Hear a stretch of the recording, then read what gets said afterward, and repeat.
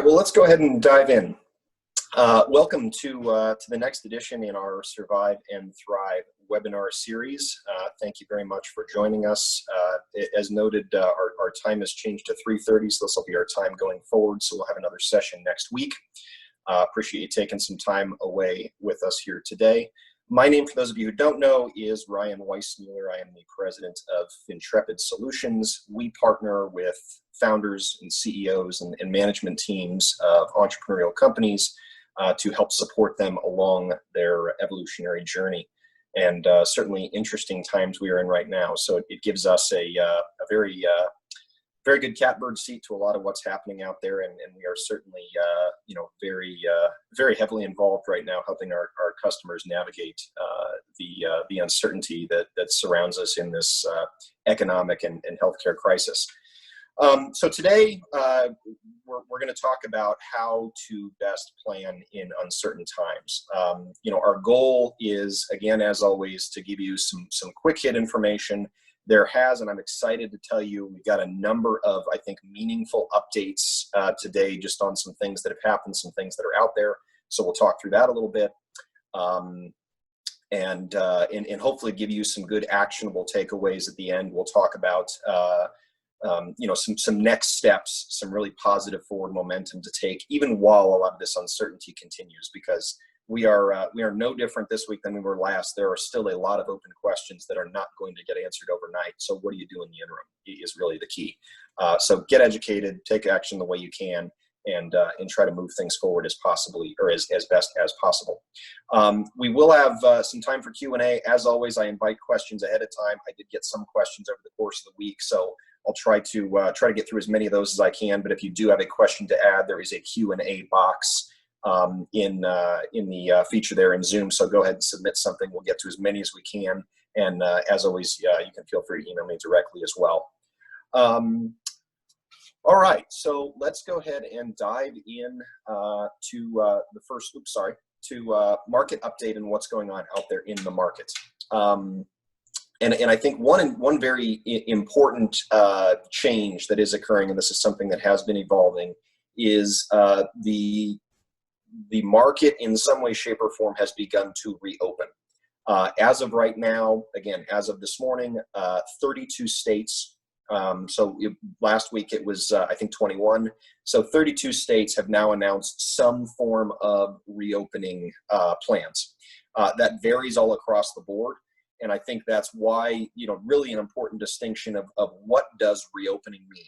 In some states, reopening means that it could be something as simple as just elective surgeries, which is where Arizona started.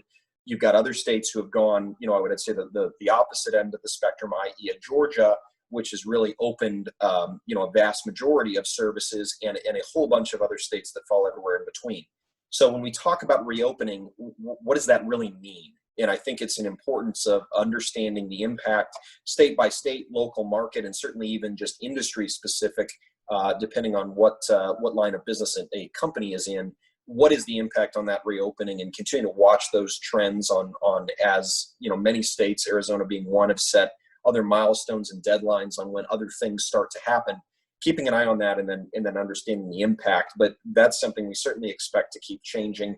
And I think another key caveat to that is just what does that mean in terms of getting workforces back? Very different for a company that's in a service business versus a manufacturing one. But getting workforce, getting people back operating at capacity in a way that number one, they're comfortable, which is a key piece. But then safety.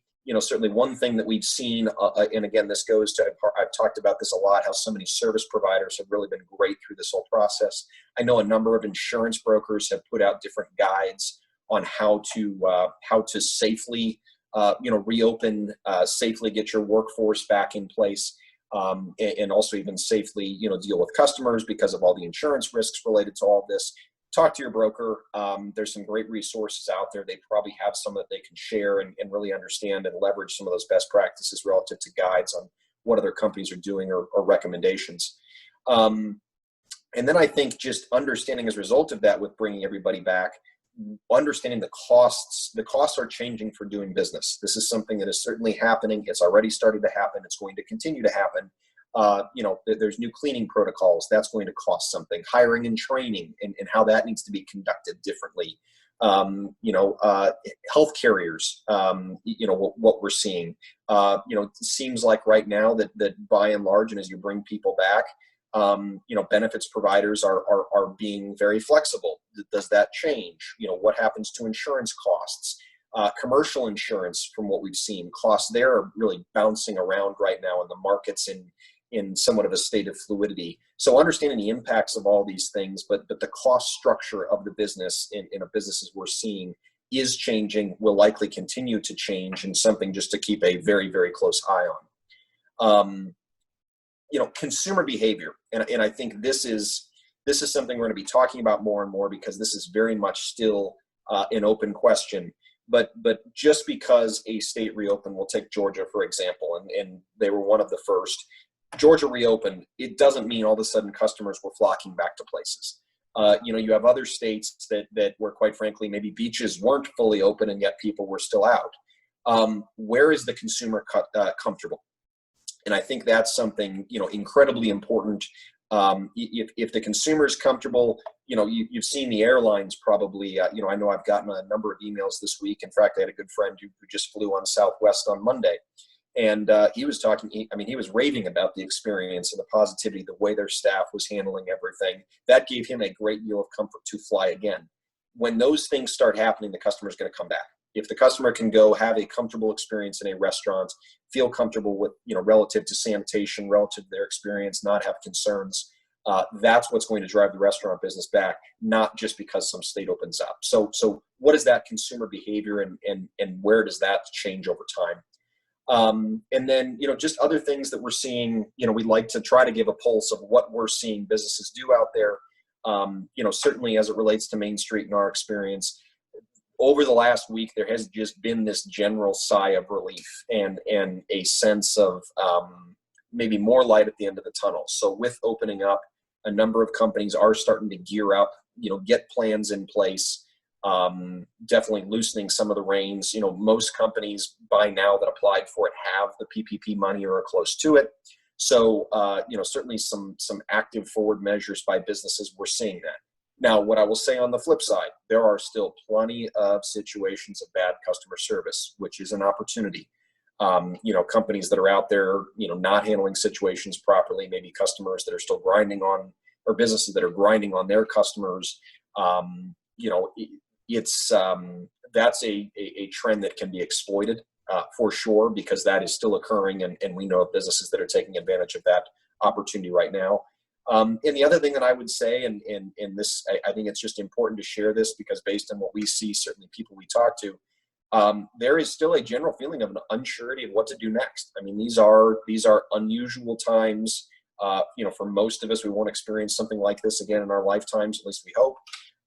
So it is a very common thread to be unclear on what exactly that next ideal move is, and there's nothing wrong with that at all.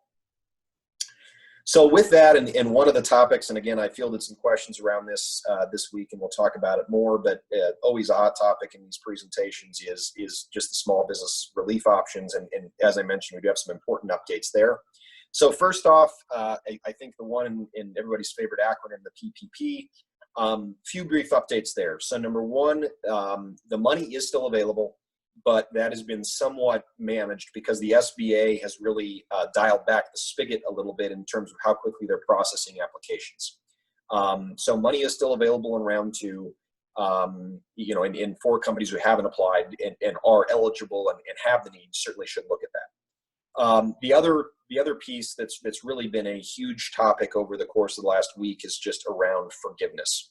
Some of you may have seen, and it's been pretty widely publicized, but the Treasury Department came out and originally announced that they were going to be auditing these loans, and it started at all loans above $2 million.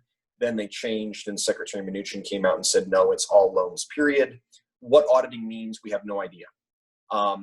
What I can say is yesterday, the first one that I've seen, there was actually a case of fraud that is being prosecuted in Rhode Island for a couple of partners in a business that basically falsified pieces of an application or falsified a need. So not surprised at all to see those areas of extreme abuse, met with very dramatically. But what I can say, and certainly, we try to stay very close to what lenders are out there doing. The SBA does not have the manpower to audit every transaction. This has been a program administered through the banks, which means a lot of it's going to fall to the banks. Now, this is just, what we're seeing. I don't have a crystal ball. But I think there's going to be a definite intent to weed out any kind of abuse. But some of the fear mongering, and I'll use that term that I think's been put out there, that a business who had a legitimate need, legitimate fear, and all of a sudden maybe one roll of the dice fell to their benefit, or maybe they didn't bring all their employees back and are all of a sudden worried that they're going to have the hammer brought down on them. I can't see that happening. Two reasons. Number one, as I mentioned, because the banks made the loans are the same ones that are going to be pushing for forgiveness, and they want these loans forgiven because otherwise they sit on their balance sheet at 1%, which is not an interest rate that banks make loans. And then secondly, to bear in mind, this is an election year. It would be wildly unpopular if all the companies that this program was trying to save were now all of a sudden being persecuted. So I would be very surprised if this auditing is extreme and punitive. But with that being said, and I know of a couple instances where companies went out and got these funds that truly did not need them, had other sources. Those are probably going to be met fairly heavily, and I think that's what they're going to be looking at relative to forgiveness. The last piece on that I will say, though, and again, this is important. I've said this every week. Anyone who tells you they know exactly what's going to happen with forgiveness of these loans is flat out wrong. I don't, they don't, nobody does, because there has not been final guidance. And I still expect, since these loans were done bank by bank under slightly different categorizations, pretenses, my expectation is forgiveness is probably going to operate the same way. So more guidance will come out. There's been some criteria, but nowhere near conclusive. We've got to keep an eye on that and watch that carefully. Now, the big piece of new news that I want to share today, and you've heard me talk about this Main Street lending program. I know I've been talking about it for quite a while, since it was first announced by the Treasury. Here's the good news: we have revised guidelines that have been put forth. The bad news is there's still no launch date on it. But what they have done is made this program accessible to a lot more businesses, and we also have a little bit more clarity on how it's going to work. So the minimum loan amount is now down to $500,000. It was originally higher, $1 million and maybe even north of that at one point. The way they evaluate the loan is as a multiple of your company's EBITDA, and we are told it's going to be based on 2019. And it can also, and I use this term in quotes, be off adjusted EBITDA. So no different than working with a bank today, because remember, this is a bank administered program as well. There may be legitimate, maybe a one-time expense, maybe some sorts of legitimate adjustments to EBITDA that can be used to factor eligibility for the size of the loan. So it's based on a multiple of EBITDA. The rates are around 3%. It is a 4-year loan. It can be deferrable payments for up to 1 year. And they do look at other debt on the balance sheet in terms of determining how much of a loan one is eligible for. But as you can do the math, if it's a $500K loan minimum, the minimum EBITDA requirement is likely somewhere between $75,000 and $100,000, which opens the door to a lot of companies. We are, for one, very excited to see that and think this can be a very attractive program. So something we'll keep a close eye on, report back as we have more information. And then, really on just the other topics we talk about a little bit, EIDLs, tax, updates, really no further updates on any of those. The one thing I will say is, both for anyone local, Phoenix and Scottsdale did announce some grant programs that they put out there, nothing material. And you're seeing some programs nationwide to support hospitality and restaurant businesses. But again, details somewhat murky. So those are the big updates there. So let's talk about what we do with all this, and really where we'll spend the bulk of the rest of our time. Number one, and I talked about it, the customer behavior, understanding the consumer. And I think we've got clients in all sorts of different businesses and industries. But what can you do right now to increase your customers' confidence? And it may be that that's less of an issue because the product's being sold. It may be that it's more of an issue.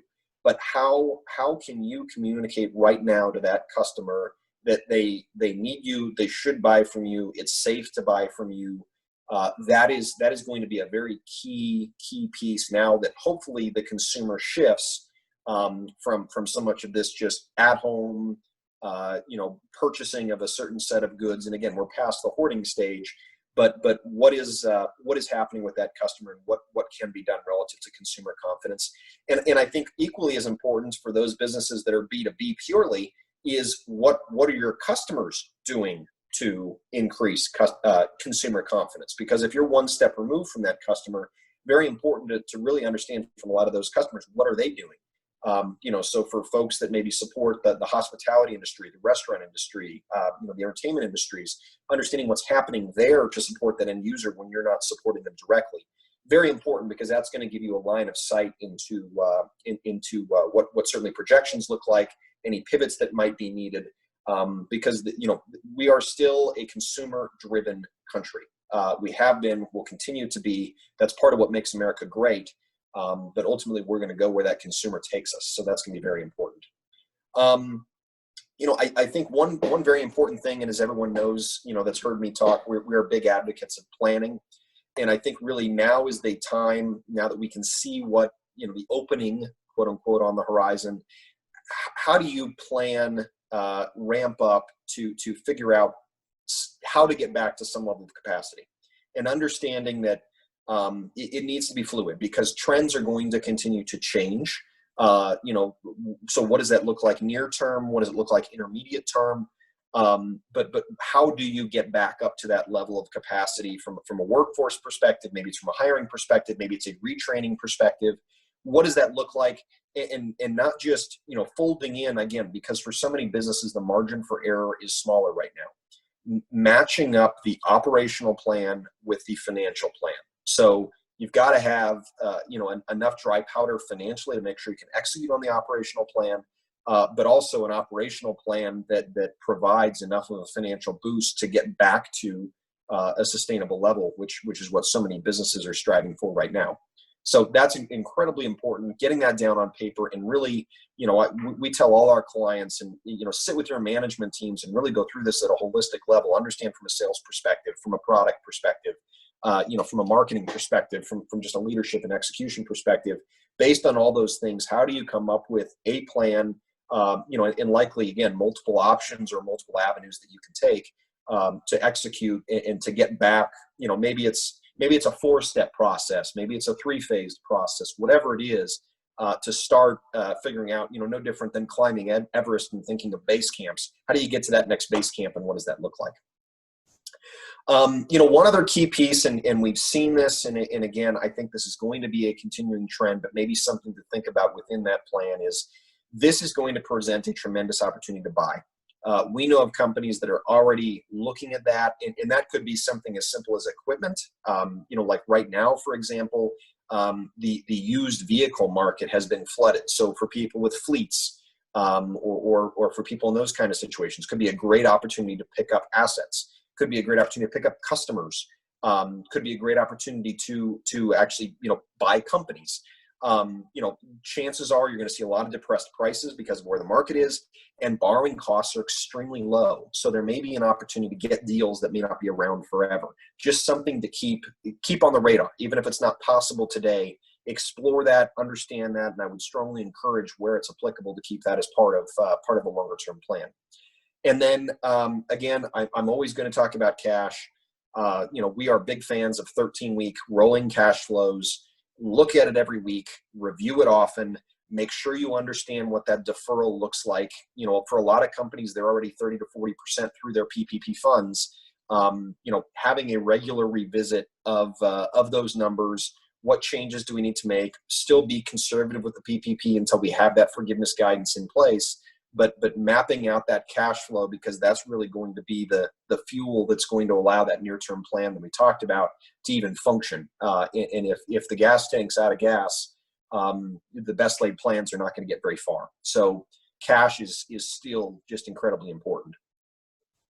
So what I would say in all of that, and really just kind of some, if I can leave you with some three big messages to take away today, and to kind of bring this all full circle.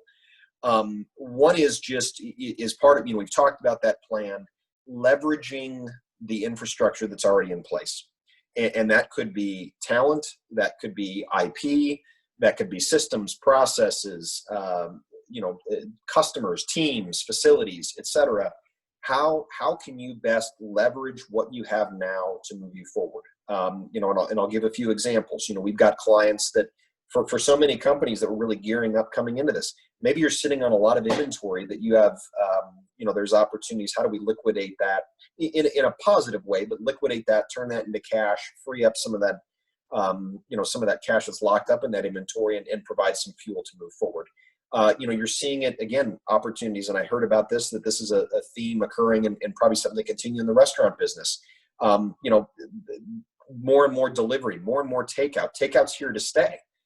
So looking at what are kind of permanent changes versus temporary, but even in the restaurants, one thing that was brought up that a number of thinkers in that space are coming up with is potentially adding food trucks, because it's a way that you can take your product to the consumer, easier to distance, easier to operate, mobile, easier to operate in this environment.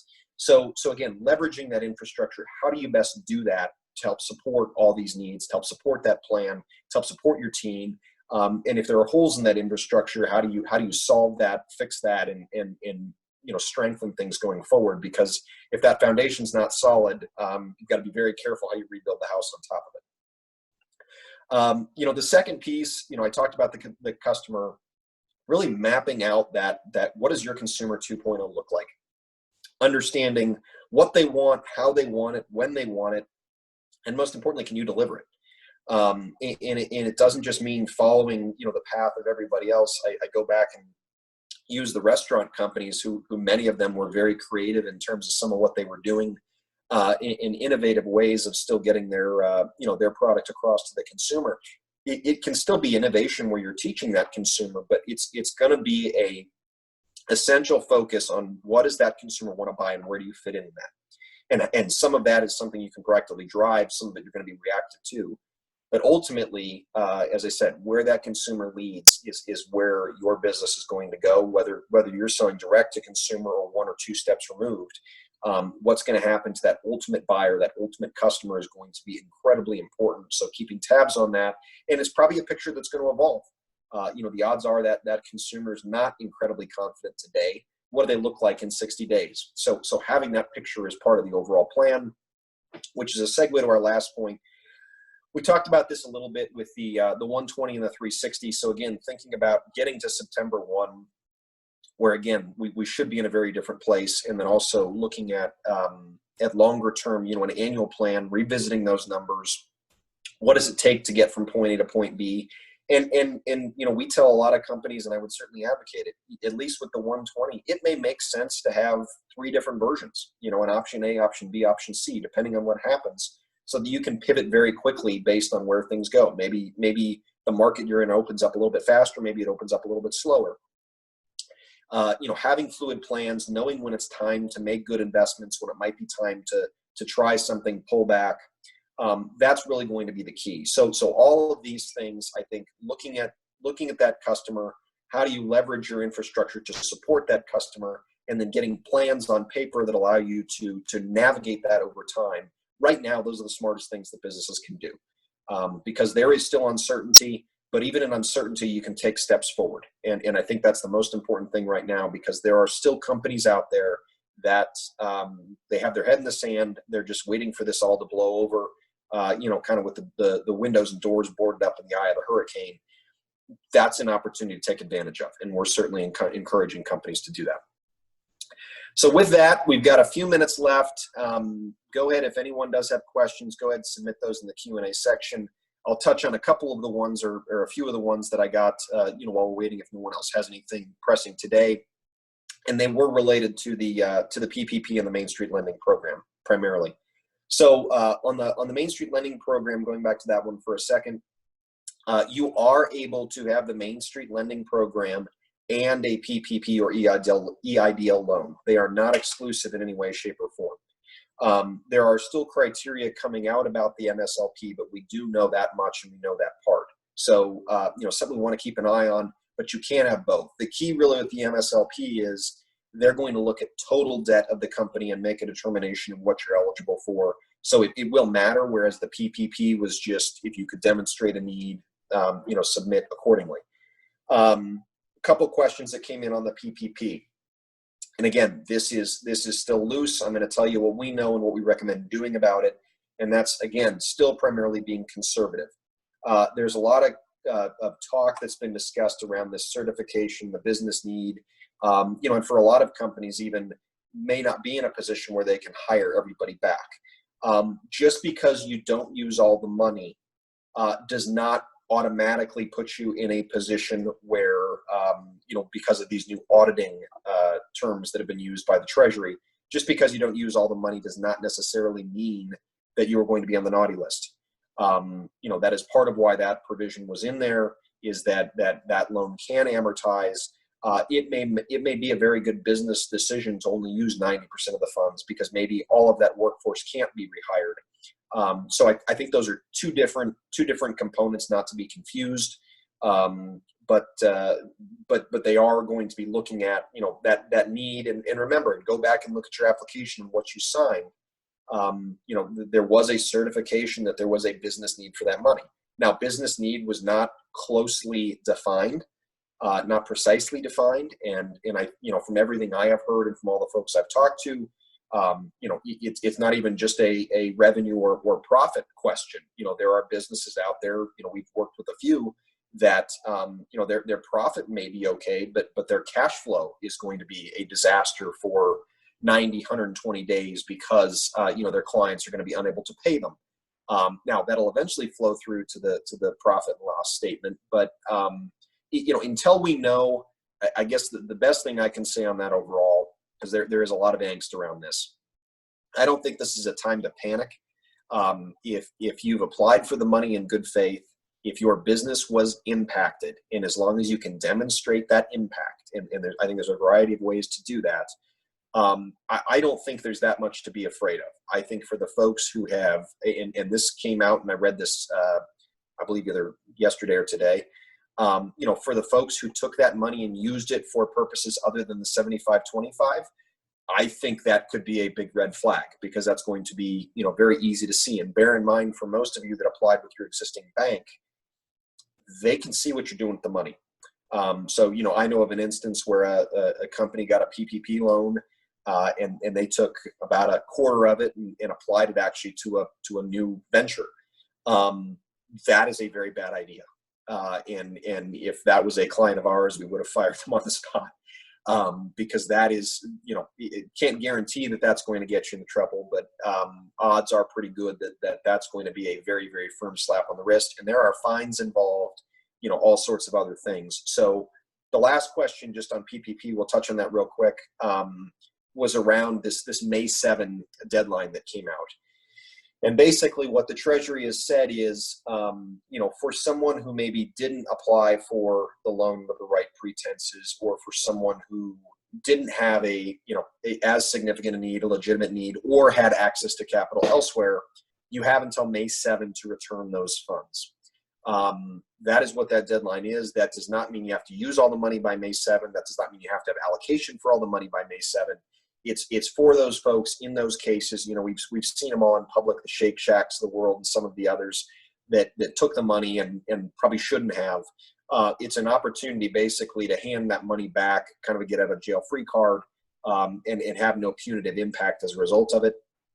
Again, for most of the companies that we're seeing that did this under the right circumstances, that were legitimately impacted, I think the bigger question is going to be, once we get that forgiveness guidance, and again, stay in touch with your banker on that, because they're going to know that's really what's ultimately going to drive this. So I'm very hopeful, but I will also tell you I'm fairly optimistic that I think they've been trying to definitely make sure that abuse of the system was kept at a minimum.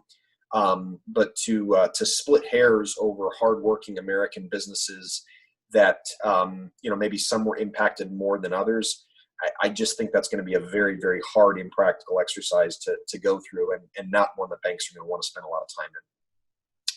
So I think that tackles everything by way of questions for today.